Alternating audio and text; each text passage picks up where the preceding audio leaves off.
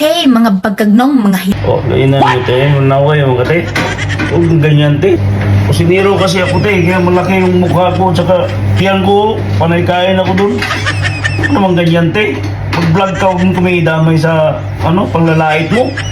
hilason kay mong dagko. Paminaw mo. Na ako'y minsay para ninyo. Sige na te, tinig na lang ko sa'yo para hindi mo ako laitin. Sige na, kasi nahiya ako sa mukha ko, ang laki. Kamu gi-underestimate mi ninyong mga OFW. Si OFW man din ako te, wala man lang nanglait sa akin te. Kasi mas lalo pas lang humahanga sa akin kasi dati lang akong construction worker, ngayon kusinero na ako te. Hindi naman siguro masama ang construction worker te. Oo, katabang lang bitaw mi diri. Tigkuskus og iniduro, tighugas og lubot sa bata. E unsa naman karon, at least among trabaho marangad.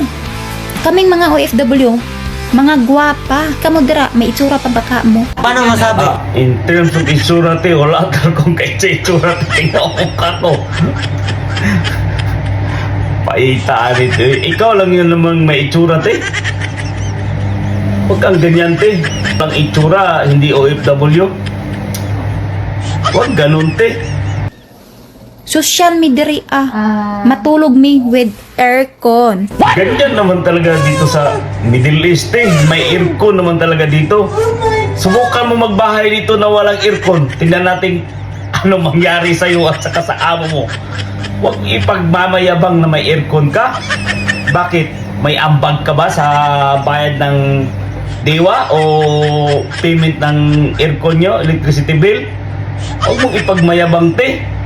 Gwapa. Mga hilason. Mga hinawayong dagko.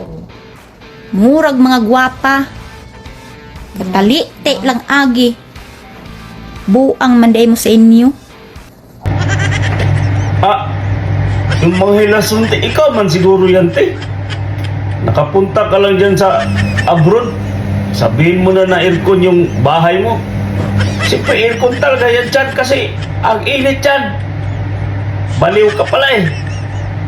At saka yung sabi mong hinawa yun, yung manlalait, ikaw naman yun te. Kaya ngayon, wala ka talagang pagbabago te. Kasi kahapon, yung karang araw, pasuri-suri ka. Ngayon, ka-upload mo lang ng video mong ganto. Ano ba talagang pinaglalaban mo sa buhay mo te? Parehas lang naman tayo OFW. At sabi mo, mga buang, ikaw naman si buang te. Yung mga pinagsasabi mo ay di mo alam. Dapat yung pamilya mo te, pauwiin ka na ng Pinas. Baka mamaya niyan, iba pa yung iano mo dyan sa kung saan ka manggaling dito sa Middle East na baka bitayin ka yan. Kung ano pang magawa mo dyan sa ano mo. Kasi sa tingin ko sa'yo, wala talaga eh. Walang pagbabago. Yung utak mo, iwan ko kung anong laman yan. Siguro isang kutsarita lang yung utak mo talaga. Kailangan mo nang magpatingin. Yung pamilya nito, ipauwi niya sa Pinas. Baka dito pa yan sa Middle East, mabitay.